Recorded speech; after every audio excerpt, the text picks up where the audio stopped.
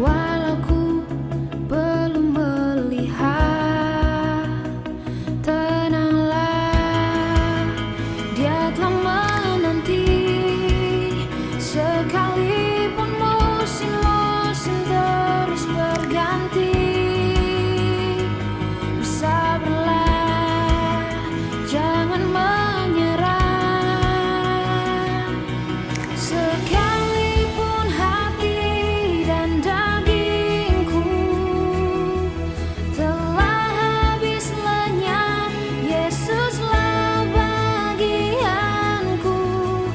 Dia memegang seluruh hidupku.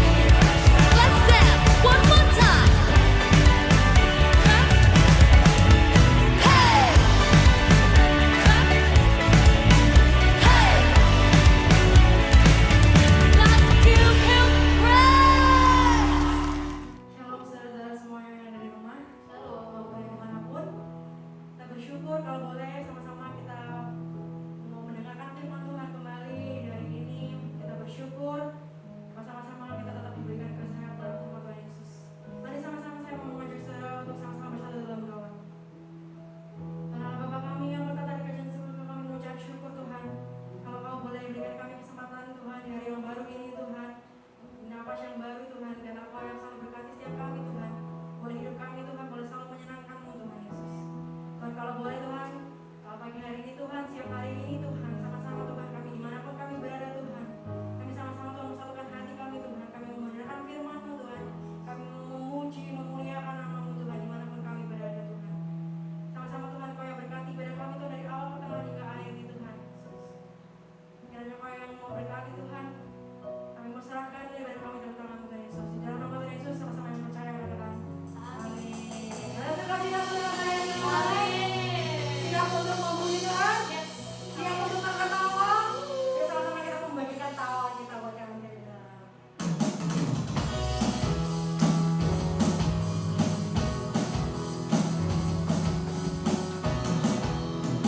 Kata-kata yang mempesona kami Tuhan. Kayamu mempesonaku, Kau angkatku dari kelam, kasih tulus memberi warna. Kau buang semua gelisah, Kau beriku sukacita, Kau buatku selalu tertawa. Kau taruh lagu baru dalam hatiku, mulutku bersorak puji namamu.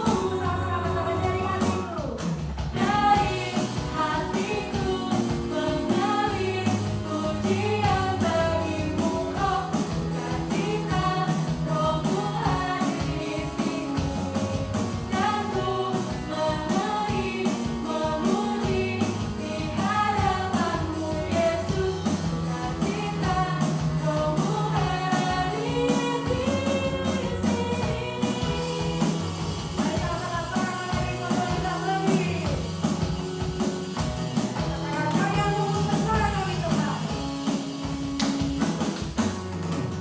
Kayamu mempesonaku, Kau angkatku dari kelam, kasih tulus memberi warna. Kau buang semua gelisah, Kau buang semua gelisah, Kau beriku sukacita, Kau buatku selalu tertawa.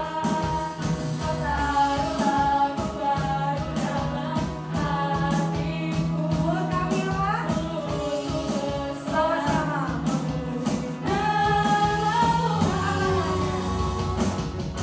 Dari hatiku mengalir pujian bagimu, oh sukacita Rohmu hadir di sini, dan ku menari memuji di hadapanmu Yesus, sukacita Rohmu hadir di sini.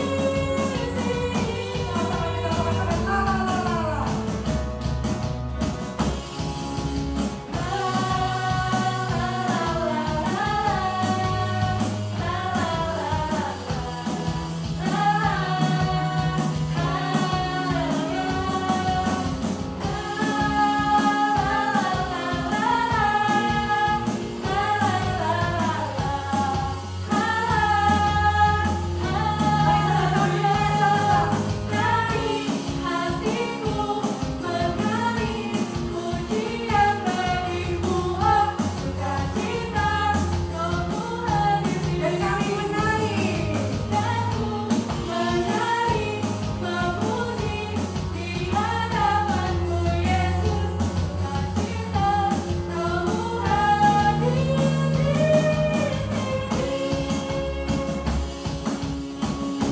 Haleluya, katakan lagi.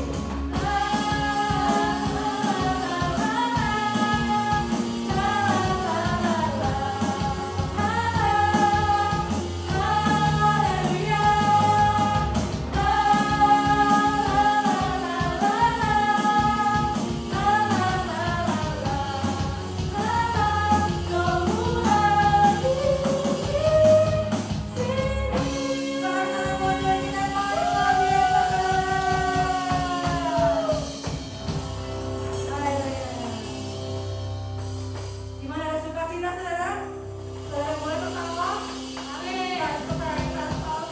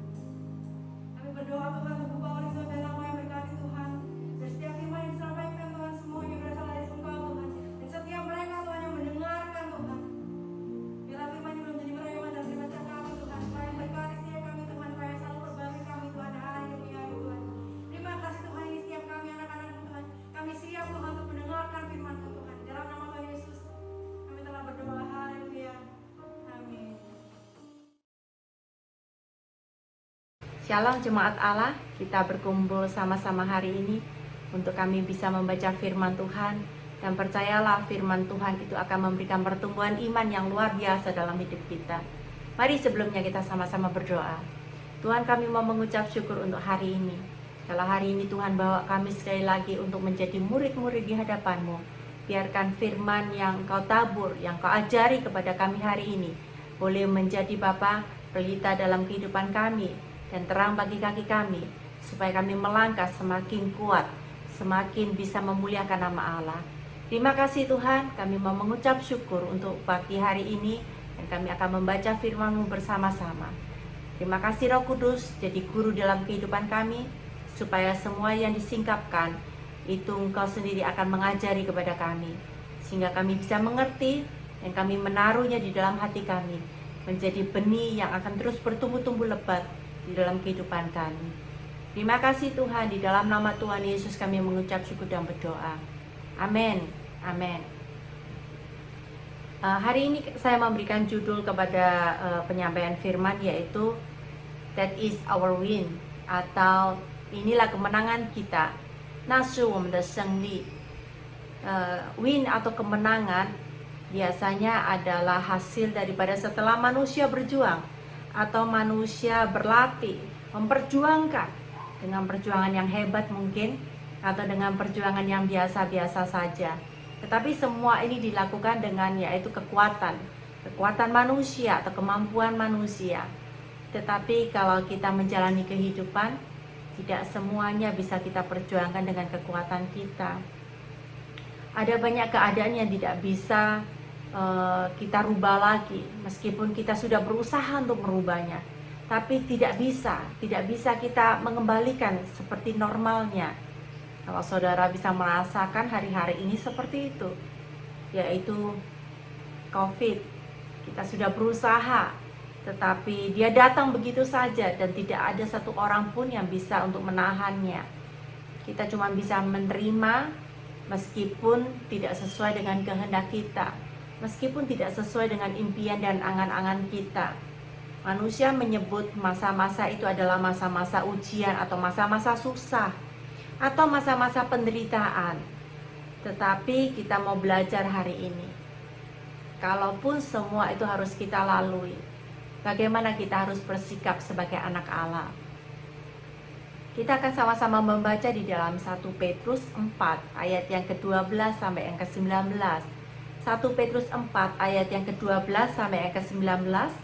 Saudara-saudara yang kekasih, janganlah kamu heran akan nyala api siksaan yang datang kepadamu sebagai ujian, seolah-olah ada sesuatu yang luar biasa terjadi atas kamu.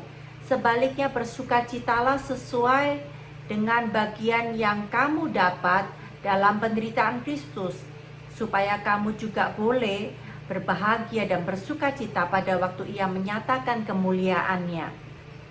Berbahagialah kamu jika kamu dinista karena nama Kristus, sebab roh kemuliaan yaitu roh Allah ada padamu.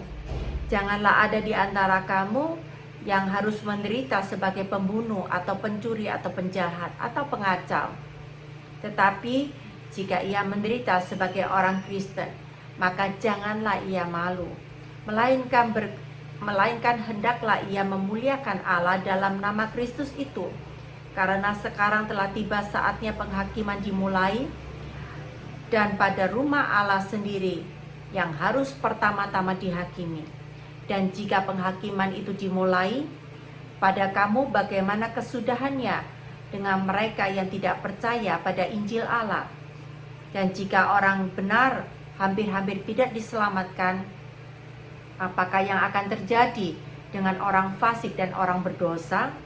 Karena itu, baiklah juga kamu harus menderita karena kehendak Allah, menyerahkan jiwa dengan selalu berbuat baik kepada Pencipta yang setia. Saudara, pembacaan firman yang tadi kita baca ini mengatakan kepada kita, besar kemungkinan kita tidak akan menghindar daripada masa-masa susah, masa-masa ujian atau masa-masa penderitaan.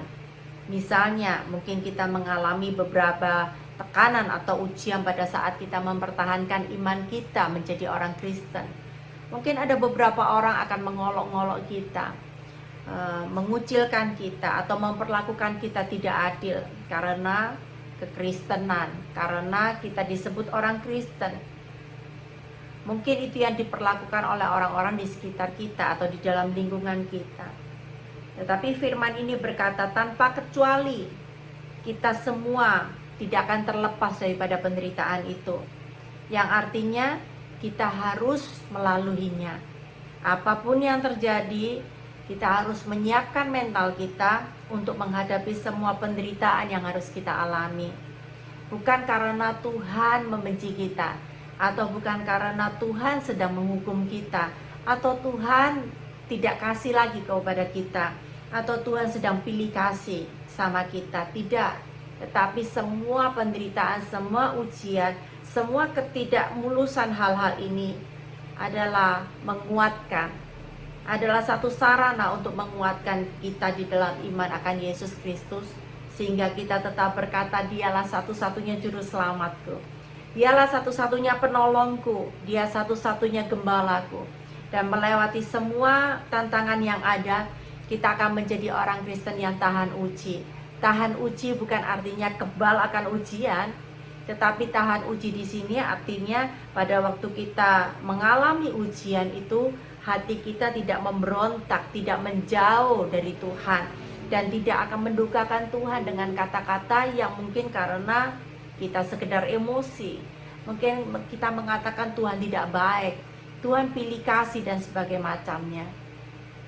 Ada satu karakter boneka di Jepang yang bernama Okiagari Koboshi, atau kalau bahasa Inggrisnya adalah roly-poly, kalau bahasa Mandarinnya adalah putawong. Dia mempunyai karakter yaitu di bagian bawahnya ini bulat seperti separuh daripada bola, dia bulat. Dan di bagian atasnya dia akan menonjol seperti telur begitu, dan dia akan gambari wajah-wajah di sana. Dan mainan ini mempunyai keistimewaan, dia tidak pernah jatuh tergeletak, tetapi dia akan mental kembali karena bagian bawahnya itu bulat seperti bola. Dan boneka ini mengajarkan satu karakter kepada manusia, yaitu pantang menyerah dan tidak berhenti-hentinya berusaha.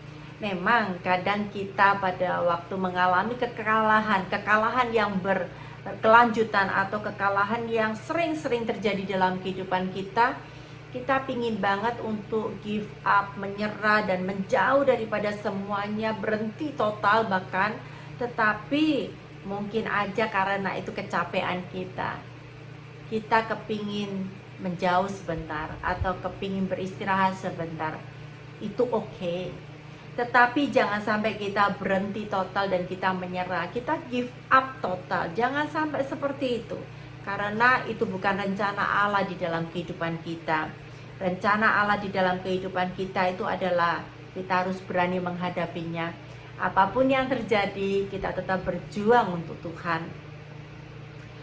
Mungkin aja kita mengalami beberapa kejatuhan di dalam kehidupan kita, tetapi katakan seperti putawong, pada waktu dia jatuh dia nggak akan tergeletak, tetapi dia akan mental kembali. Dia akan bangkit kembali dengan kekuatan yang lebih besar daripada kekuatan yang lalu. Kita berani untuk menghadapi setiap situasi atau tantangan yang ada.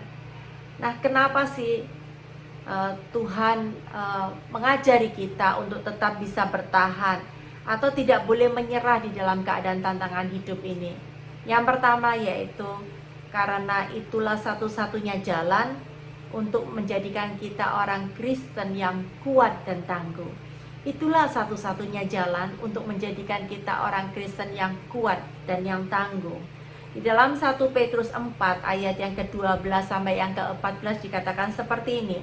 Saudara-saudaraku yang kekasih, janganlah kamu heran akan nyala api siksaan yang datang padamu sebagai ujian, seolah-olah ada sesuatu yang luar biasa terjadi atas kamu. Sebaliknya bersukacitalah sesuai dengan bagian yang kamu dapat dalam penderitaan Kristus, supaya kamu juga boleh berbahagia dan bersukacita pada waktu Ia menyatakan kemuliaannya. Berbahagialah kamu jika kamu dinista karena nama Kristus, sebab roh kemuliaan yaitu roh Allah ada padamu. Tuhan membawa kita masuk di dalam satu proses kehidupan atau penderitaan, bukan karena Dia tidak peduli sama kita, tidak. Tetapi justru kita mengalami semuanya karena Tuhan ingin untuk kita menjadi seorang Kristen yang kuat dan orang Kristen yang tangguh. Inilah jalan satu-satunya untuk menjadikan kita orang Kristen yang kuat dan orang Kristen yang tangguh dan orang Kristen yang tahan uji. Bahkan dikatakan di dalam firman Tuhan, bersukacitalah kalau engkau masuk di dalam suasana seperti itu. Kenapa? Karena roh Allah ada padamu. Karena roh Allah ada padamu. Mungkin saat ini karena segala kekalahan, segala keadaan yang kita alami, orang-orang di samping kita mengecilkan kita atau menyepelekan kita. Gak apa-apa. Karena Tuhan suka memakai yang kecil untuk mempermalukan yang besar. Jangan menjauh dari Tuhan. Tetaplah hidup di dalam pengharapan akan Tuhan. Dan bahkan di dalam melewati segala masalah hidup ini, kita baru tahu pengharapan kita bukan lagi kepada kekuatan manusia kita, bukan lagi kepada kepintaran kita, tetapi pengharapan kita taruh di dalam kekuatan Allah, yaitu pengharapan yang tidak pernah mengecewakan. Pada waktu kita berharap kepada Allah, kita tidak akan menjadi kecewa. Di dalam Roma 5 ayat yang ketiga sampai yang kelima saya akan bacakan. Dan bukan hanya itu saja, kita malah bermegah juga di dalam kesengsaraan kita. Karena kita tahu bahwa kesengsaraan itu menimbulkan ketekunan. Dan ketekunan menimbulkan tahan uji. Tahan uji menimbulkan pengharapan. Dan pengharapan tidak mengecewakan.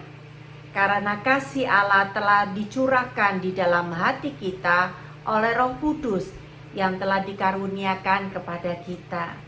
So, di dalam keadaan yang kita alami sekarang ini, tetaplah percaya. Meskipun keadaan itu tidak lagi menguntungkan kita, meskipun keadaan itu seolah-olah sedang mempersulit kita, tetaplah kita percaya kepada Dia. Dia Allah yang menjadi gembala yang baik, yang tidak pernah meninggalkan kita. Dia Allah yang setia.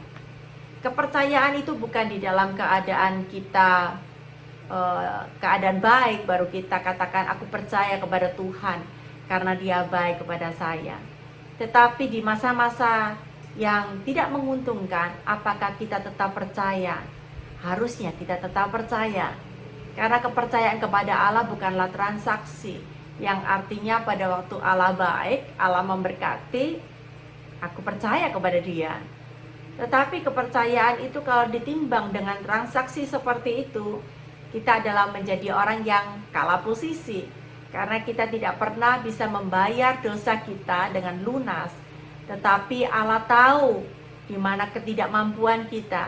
Allah membayar semua dosa yang kita punyai itu dengan pelunasan yang perfect atau pelunasan yang selesai. Hutang daripada kehidupan kita semuanya dilunasi oleh Tuhan.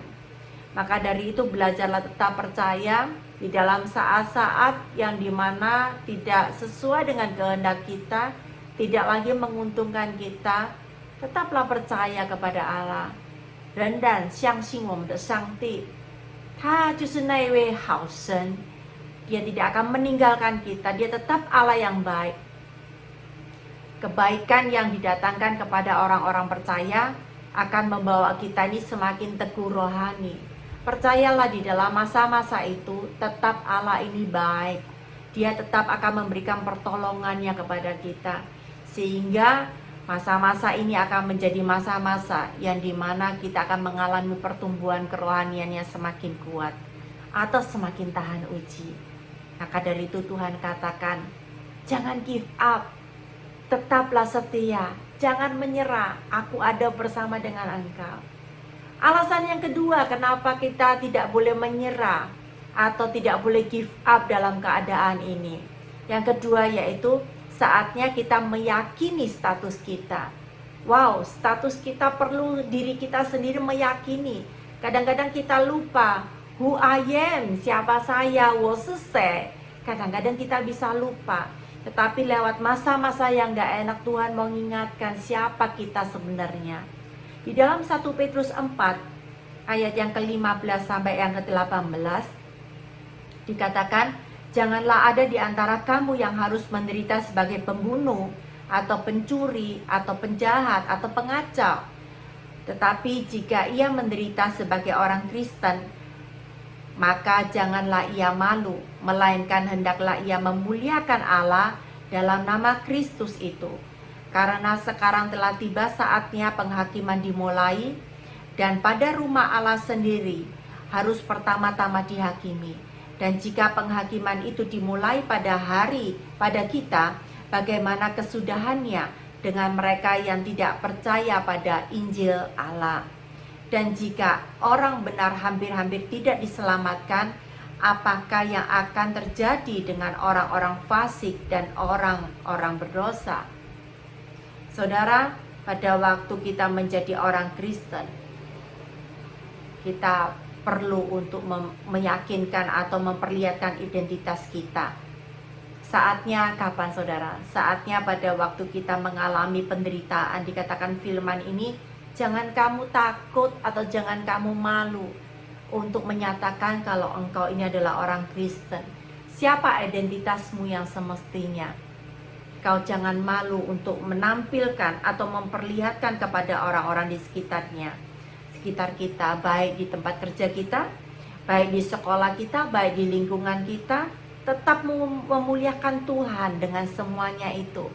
Saatnya pada waktu kita tidak give up dengan keadaan, inilah saatnya kita meyakinkan status kita. Kita semakin mantap akan status kita. Aku adalah anak Tuhan, aku adalah anak Kristus. Kalau itu kita yakini dalam hidup kita, kita sedang memuliakan Allah lewat kehidupan kita, lewat semua aspek yang kita bisa lakukan, lewat perilaku kita, lewat tindakan kita. Dan kita terus akan menjadi teladan, yaitu khususnya bagi orang-orang sekitar kita. Kita nggak menjadi give up. Semua orang akan melihat, mungkin orang-orang di sekitar kita sedang melihat. Kenapa dia nggak give up? Dia tetap mengambil sikap untuk berdoa dan percaya kalau Allah tetap akan membuka jalan baginya.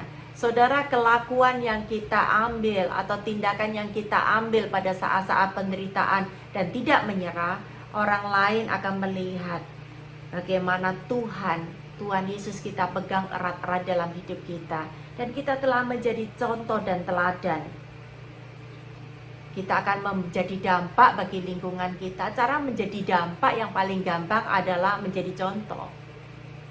Pangyang, menjadi contoh atau menjadi pangyang bagi orang lain. 没有关系，我们再来一次. Tidak apa-apa, kita sekali lagi yuk kita coba. Jangan patah semangat, jangan menyerah. Kalaupun harus berkeringat, harus berusaha, kita sekali lagi untuk menunjukkan kalau kita mampu bersama dengan Tuhan. Tetaplah bergantung kepada pengharapan di dalam Tuhan Yesus Kristus, karena dialah pengharapan yang tidak akan mengecewakan kita. Saudara, saatnya kita harus menjadi terang bagi lingkungan kita. Saatnya kita harus menjadi teladan bagi orang-orang di sekitar kita dengan cara contoh hidup kita. Kita tidak gampang give up, kita tidak gampang menyerah oleh keadaan. Kita tetap berusaha karena kita tahu pengharapan kita bukan kepada kekuatan kita, tetapi pengharapan kita kepada Yesus yang tidak pernah mengecewakan. Haleluya. Dan yang ketiga, kenapa Tuhan katakan jangan give up di dalam masa-masa penderitaanmu. Jangan give up di dalam masa-masa yang tidak menguntungkan bagimu.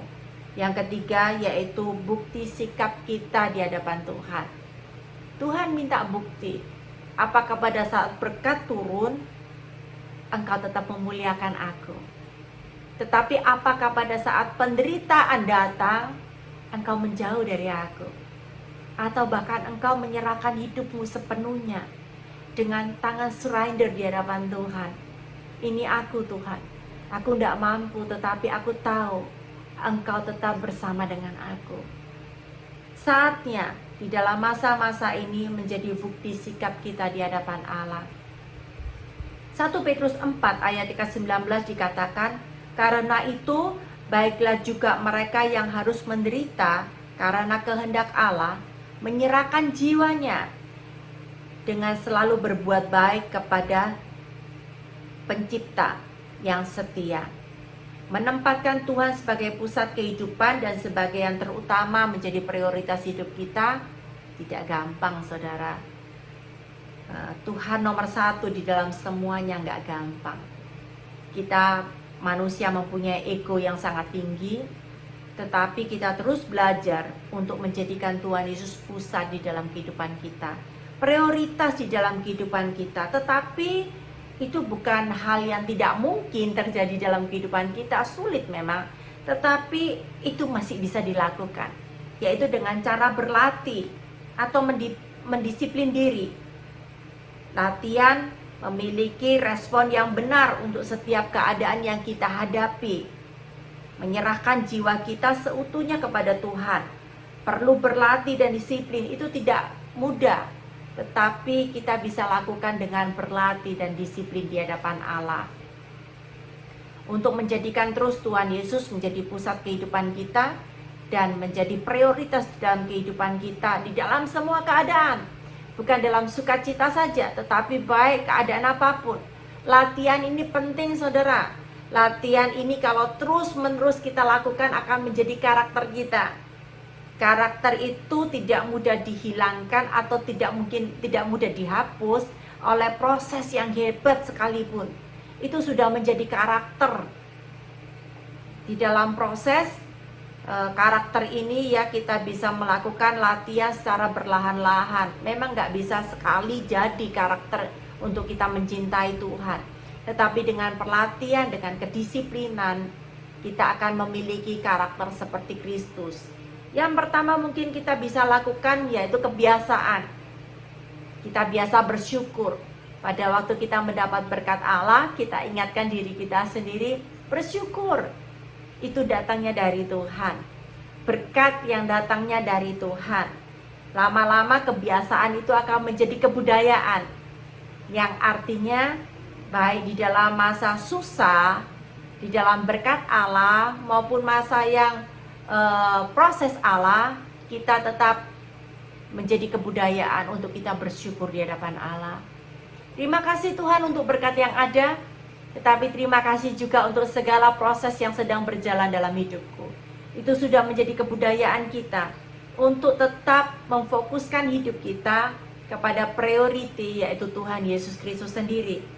Lama-lama kalau kebudayaan ini terus mengkristal di dalam kehidupan kita, ini akan menjadi karakter yang berani berkorban untuk Tuhan, karakter yang berani sepenuhnya untuk Tuhan, karakter yang berani melepas karena Tuhan tidak menghendakinya.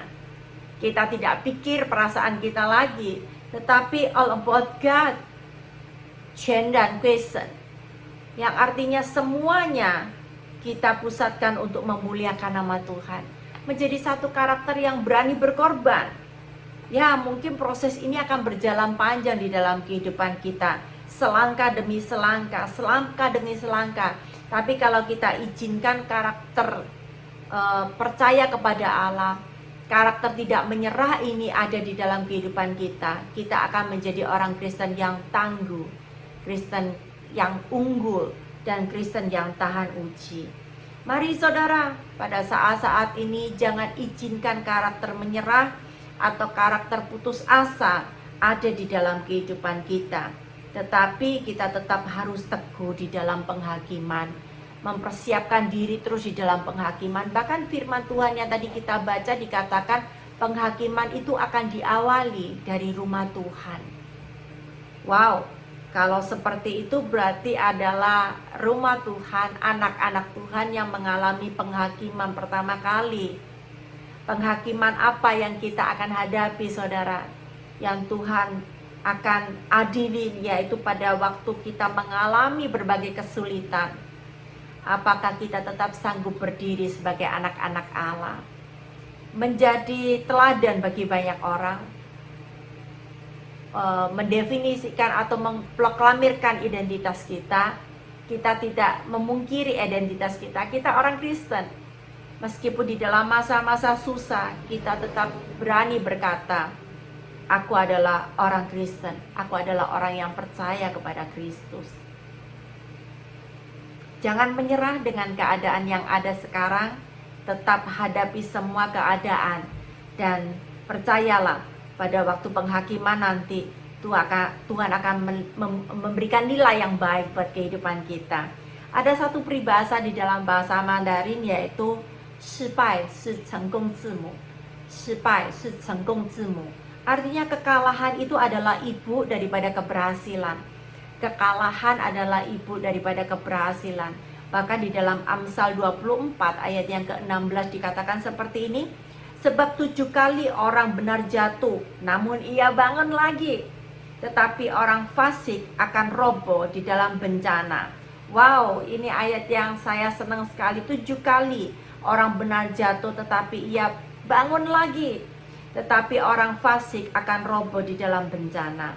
Mari kita tetap kuat di dalam keadaan apapun yang sedang kita alami. Meskipun keadaan itu tidak menguntungkan kita, tetapi kita tetap orang yang menang di dalam ujian ini, orang yang menang di dalam penderitaan ini. Tetapi ingat, bukan karena kekuatan kita, bukan karena kemampuan kita. Kemenangan kita letaknya di dalam Tuhan yang selalu ada bersama dengan kita, yang selalu menggandeng tangan kita. Dia tidak pernah meninggalkan kita.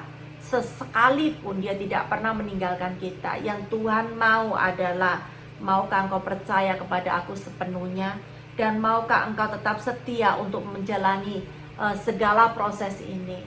Karena di dalam proses ini, saudara, kita akan dijadikan orang-orang Kristen yang unggul, orang-orang Kristen yang teguh, orang-orang Kristen yang tahan uji. Dan di dalam masa-masa ini pun juga kita akan meyakini identitas kita atau meyakini status kita. Apapun yang terjadi, aku tidak akan meninggalkan nama Kristus. Segala pola kehidupan yang Tuhan Yesus mau terjadi dalam kehidupanku, itu yang tetap menjadi pegangan di dalam hidupku. Bahkan yang ketiga, kita mau belajar, yaitu supaya kita ini tetap menjadi terang bagi orang-orang di sekitar kita, dengan membuktikan sikap kita di hadapan Tuhan. Kita tidak menyerah, kita tetap menyerahkan, tidak menyerah oleh keadaan, tetapi kita menyerahkan semua keadaan ini, semua hidup kita, semua jiwa kita cuma kepada Tuhan Yesus Kristus. Kita menjadi terang bagi orang-orang di sekitar kita. So don't give up. Selesai kita berbicara mengenai bounce back untuk bulan ini. Tetapi satu pesan, yaitu jangan menyerah oleh keadaan apapun juga. Ingatlah, Tuhan Yesus ada bersama dengan kita. Mari kita sama-sama berdoa untuk kita menutup pembacaan firman hari ini. Tuhan, kami mau mengucap syukur, Engkau ada bersama dengan kami, Engkau tidak meninggalkan kami. Ini satu proses, Tuhan, untuk menjadikan kami menjadi orang Kristen yang unggul, orang Kristen yang teguh, orang Kristen yang tahan uji, yang di dalam masa-masa yang paling berat sekalipun, hati kami tetap percaya kepada Engkau, hati kami tetap bersyukur kepada Engkau, hati kami tetap berharap kepada Engkau. Karena satu-satunya pengharapan kami pada saat kami taruh di tangan Allah, kami tidak akan menjadi kecewa, karena pengharapan itu pengharapan yang tidak mengecewakan. Tuhan, terima kasih, kuatkan anak-anak-Mu. Kalau di dalam masa-masa ini ada ujian yang cukup berat, ada tekanan yang cukup berat di dalam kehidupannya, Tuhan, yang tidak sesuai dengan impiannya, yang tidak sesuai dengan kehendaknya, yang tidak sesuai dengan prediksinya. Tuhan, berikan kekuatan kepada kami, berikan kekuatan kepada anak-anak-Mu. Ingatkan sekali lagi, kalau Tuhan ada bersama dengan kami, Tuhan tidak akan meninggalkan kami.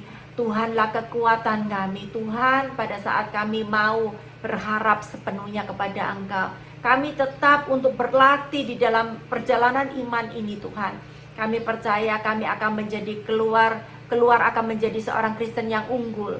keluar akan menjadi seorang Kristen yang tangguh, yang akan menjadikan kehidupan kami ini semuanya kemuliaan bagi nama-Mu saja. Kehidupan kami bukan milik kami lagi, tetapi kehidupan kami sepenuhnya adalah untuk memuliakan nama Allah Bapa di surga. Terima kasih Tuhan, terima kasih untuk hari-hari ini. Sungguh penyertaan-Mu nyata di dalam kehidupan kami, dan Engkau bukan Allah yang jauh dari kami. Terima kasih Tuhan, terima kasih. Dan sebentar kami akan mengakhiri ibadah kami, dan saya akan tutup di dalam doa berkat. Biarkan kasih daripada Allah Bapa, penyertaan daripada Roh Kudus, keselamatan daripada Tuhan Yesus Kristus menyertai jemaat Allah yang ada di tempat ini. Biarkan iman kepada Tuhan Yesus Kristus masih tetap ada di dalam diri kami, sampai nanti Tuhan Yesus datang kedua kalinya. Maranatha, Tuhan Yesus datang kedua kalinya, masih Tuhan temukan iman di dalam hati kami sebagai orang-orang percaya di hadapan-Mu. Terima kasih Tuhan, kami mau mengucap syukur untuk hari-hari ini. Kami percaya Engkau Allah yang setia, yang tidak pernah meninggalkan kami. Kemanapun kami pergi, nama Tuhan Yesus yang akan kami bawa. Di dalam perjuangan apapun, masalah hidup apapun, tantangan apapun yang terjadi, kami mau tetap membawa nama Yesus, nama yang berkuasa, nama yang berkuasa di atas langit dan bumi ini, yang kami akan bawa di dalam kehidupan kami. Terima kasih Tuhan, di dalam nama Tuhan Yesus Kristus kami mengucap syukur dan berdoa. Haleluya, amin. Tuhan Yesus memberkati. Halo guys, hari ini Minggu tanggal berapa sih? 16 Mei kita live stream guys. Gara-gara Covid lagi guys ya. Hewan guys. Lagi syuting guys. Halo San. Halo? Sekarang buat video pengumuman ya? Oke, aku next. Shalom. Kami akan menyampaikan beberapa pengumuman untuk seminggu ke depan.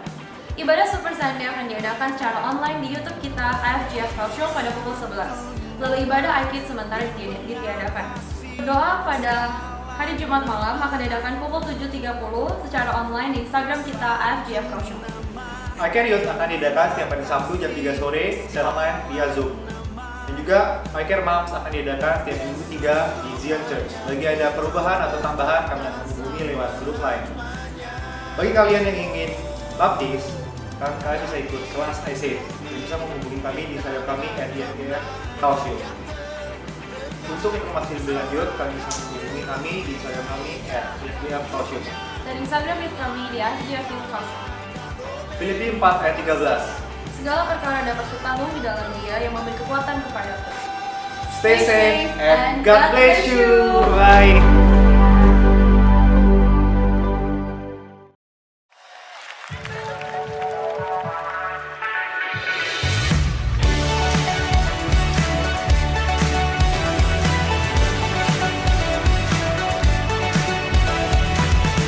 Seperti mentari pagi, langkahku kau terangi,